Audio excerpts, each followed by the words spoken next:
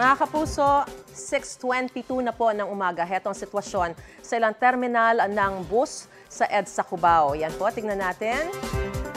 Makikita na natin na marami na po talaga mga pasahero ang nakapila na, naghihintay. Karamihan dyan, oras na po ang hinintay para mag-abang sa masasakyan nilang mga bus. Mas maganda na maaga para hindi maiiwan ng inyo pong mga bus. Sa mga sandali naman po ito, makikita natin na marami rin pong mga bus na nakaabang na para sa pagsakay ng mga pasahero pauwi sa kani-kanilang mga probinsya. Panorte po yung mga karamihan sa mga biyahe nitong mga bus na ito sa terminal sa Cubao.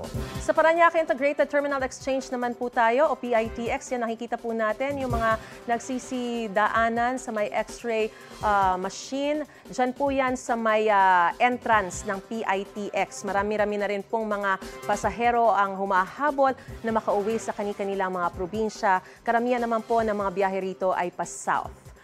At ang dali naman po ng trapiko sa EDSA Kamuning. Ayan, silipin na po natin.